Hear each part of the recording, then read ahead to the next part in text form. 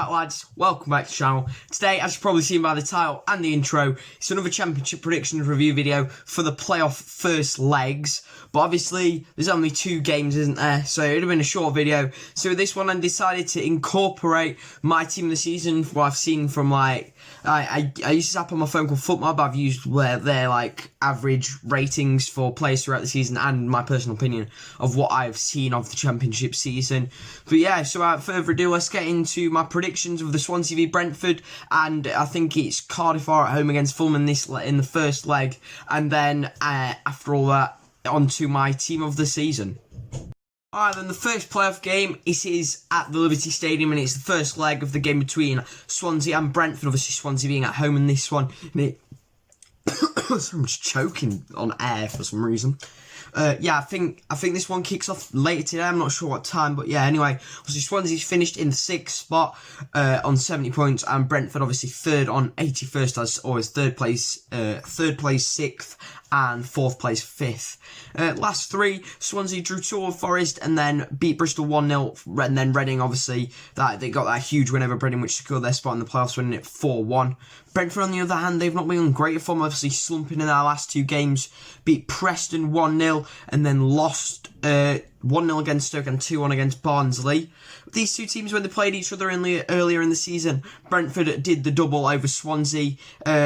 When they played Swansea away from home, they beat them 3-0, and then when they played them at home, they beat them 3-1, but that was before Swansea would change formation, and that change of formation really seen a real improvement in their team. For this one, I think, obviously, Swansea are at home, but I think, had this been with all fans and everything, I think Swansea would have had more of a chance, as obviously they're at home, and they've had all the fans backing them and behind them, but obviously no fans because of all the COVID ting, and yeah, but I think maybe the fact that Brentford are on a bit of a slump in form, and Swansea, honestly, they've got momentum from their last few games just sneaking into the playoffs, so I think with this one, I think it'll be a close game, and I think it will end up finishing on a 1-1 draw.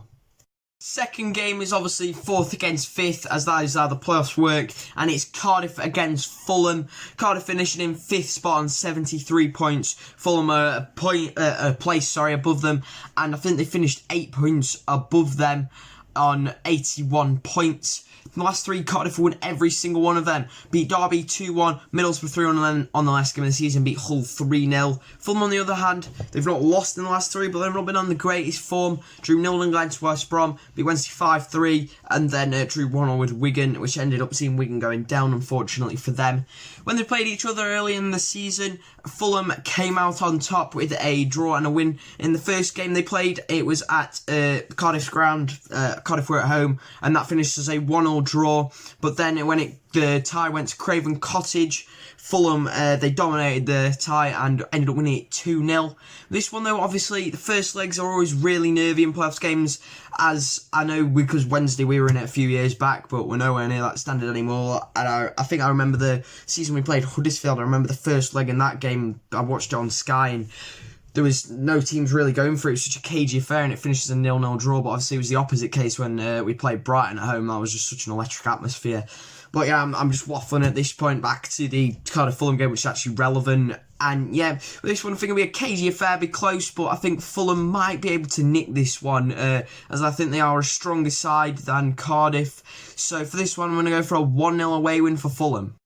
On to now making my team of the season, or at least telling you guys, because I've already made it, gone through the team, and yeah, I've used FootMob as for all the stats that you'll probably hear me read out, and yeah, I also used FootMob as a way of determining who I was going to do if I was unsure of it, of a play, certain players in different positions. I just went off their average rating, really.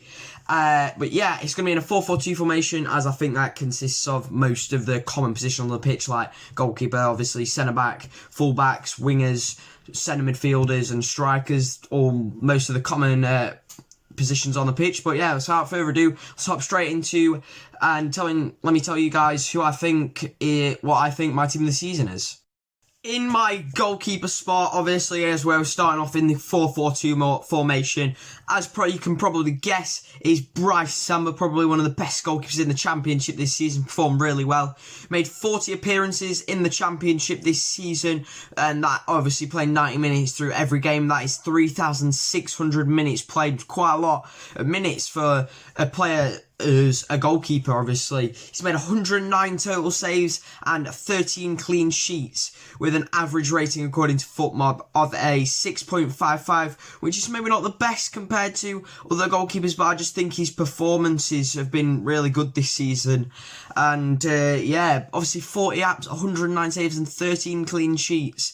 Obviously, yeah, that's good stats for a goalkeeper. And what I've heard from like various like people like fans of Forest and like articles I've seen on like news websites, this Sam was a real figure in the dressing room, has changed Forest quite a bit, and is a real influencer in that dressing room. So I think that's why he's got to be our goalkeeper. On to the right back, which, as many of you probably maybe predicted, again, it's another Forest player, and it is Matty Cash. Obviously, he was in the team of the season that was on FIFA.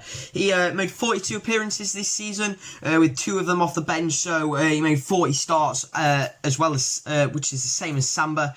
He played 3,615 minutes, which is 15 more minutes than Samba, scoring 3 goals and getting 5 assists from right back, which is a pretty decent return. 8 goal contributions, obviously, from right back. He created 51 chances all season, showing that he is an attacking right back. But then again, with his stats, 75% of his tackles were successful, and he's made 125 clearances this season. So he's shown that he can do good things going forward, but he's also solid defensively. On to the first of the 2 centre-halves, and obviously one of the best centre-halves in the Championship this season, an up-and-coming future England star probably, is Ben White. Made 46 appearances all season, every single one of them being a start. He appeared in for 4,140 minutes, which is so many more than both Cash and Samba. Yeah, got an average rating on FootMob of 6.97. I forgot to say that for Cash. He had an average rating of 7.13, but it will be probably on the screen during the edit. So, yeah, Ben White scored 1 goal all season. He was against Charlton on the final day, and it was an absolute belter. From the edge of the box, chested down and volleyed it into the top right-hand corner. But he also got 2 assists, showing that he's alright going forward. But obviously he's better defensively, as he made 122 clearances, 116 interceptions, and has a 62% tackle success rate, which is good for a centre-half, obviously, as most of the attacks you are there to stop. Obviously, with a fullback like Matty Cash, you won't have had to make as many tackles as Ben White, is probably the main defenders as centre-halves are. But yeah, probably the best centre-half in the Championship this season was White, and it is in his breakthrough season. Second centre-back was a difficult one to pick, as I obviously thought Ben White, no-brainer really, been a great centre-half all season, but this one was a tough one. I was deciding whether I was going to pick between Ethan Pinnock of Brentford or Semi Ajayi of West Brom, and I ended up opting for Ajayi, as I don't know, I just thought he was probably a better asset to our team of the season if they played in a game than Pinnock, probably, because Ajayi brings different things than Pinnock in a side, as he made 43 appearances this season, only 1 of them off the bench, so 42 starts. He played 3,783 minutes, got an average FootMob rating of 6.83. He scored 5 goals as well, and 4 of them being headers. As defensive stats, he made 139 clearances and a 76% tackle success rate, which is very, very high for a centre-half. But he's also a centre-half that likes to dribble out, with 13 successful dribbles at 68% dribble success rate. So he brings different things than Pinnock, as going forward, dribbling out of defence. To the left back spot, and I've gone for Luke Ayling, and as I know, you're probably going to be all going, oh, Luke Ayling, he's not a left back. Well, yeah, I know he's a left back, he's a full back, he's a right back, but I just didn't think that any left backs deserved to get an over Luke Ayling, as Luke Ayling at right back, he's been amazing this season. Him and Matty Cash, the two best fullbacks in the league, and I just didn't feel like I could leave Ayling out. But yeah, anyway, let's get on to his stats. 37 appearances, not as much as the other people so far in this, with 2 of them being off the bench, with an average football rating of 7.22. Really a high score from him there, which just shows he's performed really well this season. Played 3,178 minutes with 4 goals and 4 assists. And as a fullback, the dribble success rate of 80% is amazing, really, which just shows how much Leeds have really relied on him getting forward and getting crossed into the box. As defensively, he's not as strong as Matty Cash with a 59% tackle success rate and 65 clearances and 61 interceptions, but he does bring more forward than Matty Cash. So I think, yeah, he's been solid this season as Luke Ayling, a real asset in that Leeds defence. And at the right midfield spot, onto the midfield now. Obviously, right midfield is Pablo Hernandez, the Leeds Spanish man, the winger, but you can also play in a central attacking midfield role. Anyway, this season he made 36 appearances, 9 of them being off the bench, which I think is the most in this side. I don't know. I've not gone through any of the other players' stats. I'm just going along with it. He has an average football rating of 7.32, one of the highest in the Championship, and has played 2,492 minutes. Again, quite low for all these players in this 11, as most of them have been like top players who play for them every week. But with 9 goals and 9 assists, he shows when he does play for Leeds, which maybe not as often as he is getting on a bit, he does provide for Leeds with 9 goals and 9 assists. Obviously, I just said huge goal, 18 goal contributions for them, which is solid for them as they got back up to the Premier League. He also created 91 chances, which as a winger or an attacking midfielder, that is what you want, chances created. So in 36 appearances, 91 chances created, that is a solid return. And also with a 61 dribbles success rate, it's also solid for a winger. So despite him getting on a bit, he is still showing that he can pull his weight. Our first centre mid in the team of the season is one player you've probably all seen him being in this. It's Matheus Pereira of West Bromwich Albion. He's on loan from Sporting Lisbon this season, and what a season he has had. 42 appearances with 4 off the bench, and the highest average footmob rating in the league of 7.43. He's played 3,365 minutes, scoring 8 goals and 16 assists, which has been crucial in West Bromwich Albion's promotion back to the Premier League. Obviously, 16 assists just shows what a playmaker he is, and hopefully with West Brom in the Prem next year they can secure him back at the club. Obviously they'll need him in the Premier League, a player of his quality. He also created 132 chances for teammates, which shows which just ties in with the fact that he's a great playmaker, which is proven by his assists and chances created. Also has a 61% dribble percentage rates, the same as Pablo Hernandez. But yeah, this guy, what a playmaker he is, and he was crucial for West Brom this season. Next player is actually a player who doesn't play for one of the big clubs in the league, who are in and around fighting for promotion in and around the top 6.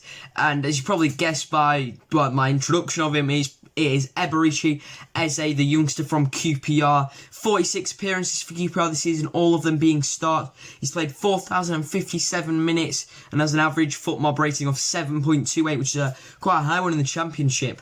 14 goals and 8 assists this season, shows that he's a real asset in that QPR team and is probably too good for them and does need to move on. QPR fans, let me know, do you think he will stay at a club or do you think he'll move on? Personally, I think he needs to move on if he wants to burden his career and grow it and become a top player. He made 82 key passes as well as 90 chances created this season. I don't know if this is like a glitch in FootMob system or if it's just a massive coincidence that both Hernandez, Pereira and Eze all have 61% dribble success rate. I don't know, but yeah, it's still a decent dribble success rate if that is actually true fact and not just a glitch. And he also has 86% pass accuracy, which is so good. But yeah, this guy, I think he really does carry QPR. To the left midfield / winger spot, and this is probably the biggest no-brainer in the team. Obviously, left mid, it had to be Said Benrahma, the Algerian, playing for Brentford this season. What a player. He has been probably contender for the Championship Player of the Year.